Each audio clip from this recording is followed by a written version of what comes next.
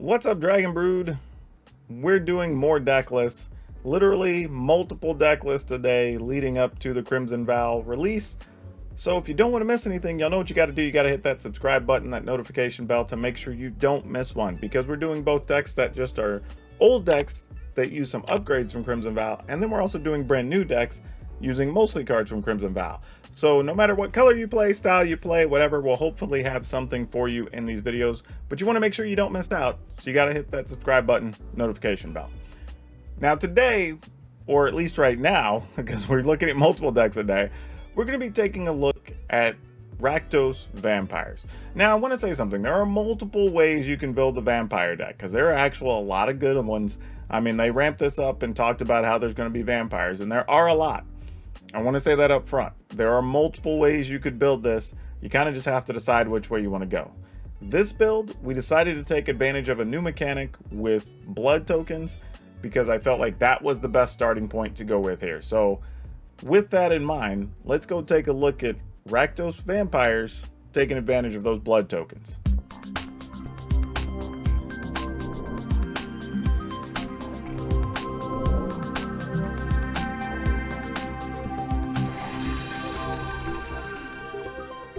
Okay, there's going to be a lot of interesting choices. We're going to talk about a couple of things at the end of the video as well that you may have been missing from this list or whatever, and why we're not playing them. So if you want some extra context on a few other vampire cards, be sure to just stick to the end after the deck tag. So here we're going with 4 Falconwrath Pit Fighter. This card's just flat out good, y'all. It's whether you're playing an aggressive deck with red or you're playing a vampire themed deck, 2-1 for 1 is hard to beat, and this has a reasonable upside. Because we have so many vampires that can damage the opponent, well, we could just be getting extra cards.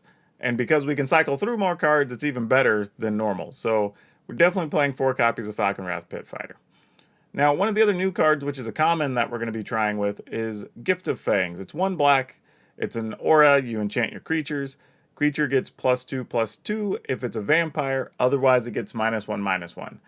What this means is we get a card that's both a removal card, which is great, because how many times has your opponent played like a turn 2 Luminarch Aspirant, and you're like, oh my gosh, right, it's already 2/2, blah blah. Like, great, we can just kill it, and for 1 mana, right? And we can still play another one of our things that's either 1 or 2 mana on our next turn. So it's great. Definitely hope this is as good as we think it is, because this is a pretty flexible card. Otherwise, it just makes one of your creatures bigger, and what I like about it is it's not a dead removal card when you play against control decks. There's always something you can do with it. We have Volderan Epicure. We're playing 3 of these. It's 1 mana, 1/1, comes into play, dings the opponent, and then you get a blood token. And again, we're focusing on blood tokens, so this is a good thing for us. However, we did just talk about how we want to be able to deal damage with the Falconwrath Pit Fighter, so occasionally you might just, all right, I hit the opponent, even without attacking, now I get to look at extra cards, right? So some little fun interactions like that in the list. Also, we have Blood Tithe Harvester. This is an uncommon from the new set. Colorless and a black. No, it's a red and a black. Sorry about that. For a 3/2. And when it comes into play, you make a blood token, and then you can tap it and sacrifice it, and target creature gets -X/-X till end of turn, where X is twice the number of blood tokens you have. However, you can only do this as a sorcery. But what I like about this card is we are playing an aggressive deck, so a 3/2 for 2 is actually solid. You get another blood token, also good, because we have multiple things that are going to care about those here in a second. But you can take down some really big creatures with this. I mean, this becomes the type of card that, you know, mono green's not going to want you to have, right? Because there's not going to be hardly anything. But even those like 10/10 tokens from Ren and 7, you'll be able to take these out with this. Like, seriously. This is a card, I don't know, and I didn't even really give it much look when I was doing the set reviews during previews. But yeah, I think we're going to like this card in the list. Then we have Cemetery Gatekeeper. We're playing 4 of this. If you saw my mono red aggro deck, we have it in there as well. This is a 2/1 first striker. Pretty solid for 2 mana. But you remove a card from a graveyard. Then if a player plays a land or a spell, if it shares a type with the card you remove, they take 2 damage. Well, since we're going aggressive, even if we can get 2 or 4 damage out of this, this is fine. Against creature decks, obviously you can remove a creature and you can fight that fight with them. Or if it's an aggro or a control deck or a mid-rangey deck, like, cool, you can just remove the next thing out of their yard that you're worried about them playing. So very good stuff here.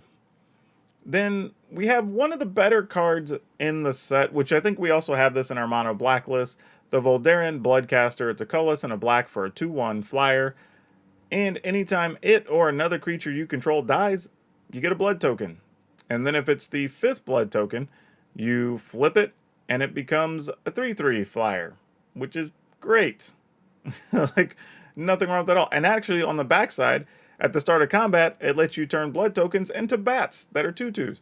So you can do a lot of fun stuff with this card. And again, we have so many things that are making blood tokens that you're going to have a very large supply of bats if you want them. Then we're playing Falcon Wrath 4 Bear. We're playing 3 of these, and it's a 3 mana, 3/1 flyer. It can't block, womp womp, but every time it deals damage, you make a blood token. And again, whenever you create a blood token, you might be able to flip your Bloodcaster. There's just like a bunch of things going on there. But also, you can pay 1 black, you can sacrifice 2 blood tokens, and return it from your graveyard to the battlefield. And this is a little bit of our resistance against mid-rangey control decks, whatever. So if they have sweepers of some kind or whatever, you can keep getting pressure back. So we really like what it's doing for this list. We're playing 2 Florians, which we had in our deck earlier this season, last season that we played. So it's colorless, black-red, 3/3, first strike. At the beginning of your pre-combat main phase, or post-combat main phase, sorry, you look at X cards from the top of your library, X being however much damage you've dealt to the opponent this turn, and then you can play that card, take one of those cards and play it until end of turn. Just a solid all-around card. I mean, it's a 3 mana, 3/3 first striker, which is good, and then it's just upside after that. And since we have so many flyers, it's going to be very rare you can't connect if you want to look at 2 or 3 cards. Then we're playing Hero's Downfall, which got reprinted. It used to be a rare, now it's an uncommon. It's a colorless black instant, destroy target creature or planeswalker. I consider playing other things with damage and whatnot, but the reality is if we can just get rid of a thing, I'd rather just do that than have some situations where we can't kill it. Because, you know, there's going to be times against like werewolves, you just need to get rid of like a 4/4 or 5/5. Maybe you need to kill a Rin and 7 or a Lolth or whatever, right? You just want to be able to get rid of it and not have to worry about it. Then we're playing 4 Nighthawk Scavenger, which is colorless black, 1 plus X, 3, where the X is the number of card types in your opponent's graveyard. It's a flyer, death touch, lifelink. This card just does so many different things for us. What I like about it, though, is that the death touch is big. Sometimes it acts as another removal situation for us. It flies, so it's hard for your opponent to deal with. And then if you're in some situations where you're going back and forth against aggressive decks, being able to just get chunks of 4 or 5 life could be very good for us. So really liking what this card is able to do for this list. Then we're playing 2 copies of Asha, Maid of Honor. This card's a 2 colorless, black-red, 4/5.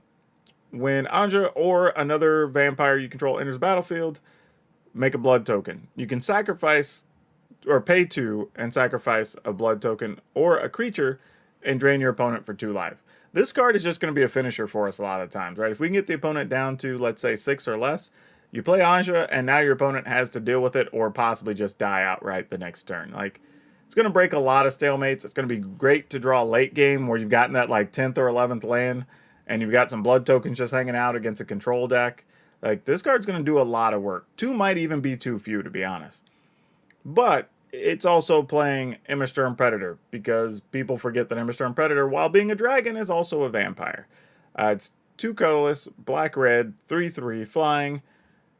Whenever it becomes tapped, you can exile a creature, or you can exile a card from a graveyard and give it +1/+1, which that's going to be big in this format, being able to remove stuff from the graveyards for multiple reasons. But you can also sacrifice another creature, give it indestructible to end the turn, and if you do, you tap it. And this is just for defense against a few different things. But again, another flyer. Like, so you're looking at having Volderian Bloodcaster, 4 Bear, Nighthawk Scavenger, Immersturm Predator that all fly, right? Not counting all the other pressure we can do on the ground and gum things up, and have some quality removal to go along with it. Because our removal in this deck ends up being the Gift of Fangs, the Blood Tithe Harvester, Hero's Downfall, and if you want to count it to some extent, our Nightfall or Nighthawk Scavenger, right? So we have a lot of ways to deal with creatures, and except for Hero's Downfall, which isn't completely dead against the control decks, it's kind of like the only kind of dead card you end up with, which I really like. Now our lands, we're kind of a little bit all over the place, but the good news is, except for Volderian Estate, these are all lands that have existed before. So we're playing 4 Blightstep Pathway, 2 Den of the Bugbear, 4 Haunted Ridge, 2 Hive of the Eye Tyrant, 3 Volderian Estates, 2 mountains, and the rest are swamps. So nothing too fancy there. You do have to get your hands on 3 Volderian Estates. But outside of that, we're looking at the Forebears are rare, the Cemetery Gatekeepers are mythic, and Asha is a rare. I think everything else either already exists or is a common and uncommon in some way. Now, there are a lot of cards we could have played in this list. Like I was saying, there were a lot, and it really was tough trying to decide what's going to make the cut and what's not. And the card that I fought the most over with myself was Blood Vial Purveyor, and this is the 4 mana 5/6. When your opponent casts a spell, they make a blood token. It also has flying and trample, which is great for 4 mana. But my concern ended up being, it's nice to be able to have that, and the trample is really good, but I should be doing enough damage with my other cards that I don't necessarily need that. And I would like to have a card like Asha that is just a win if you top deck it late. Also something like Immersturm Predator that can just be a menace and remove things from opponent's graveyard and whatnot for the same cost. So like I thought, as we get to deck building into this new season, the 3 and 4 mana slots are very tight, and unfortunately that's just going to lead to some tough cuts. However, if you do open certain cards and you want to swap 1 or 2, go for it, experiment, nothing wrong with that. This is just where I thought was the best starting point for Rakdos Vampires going into Crimson Vow.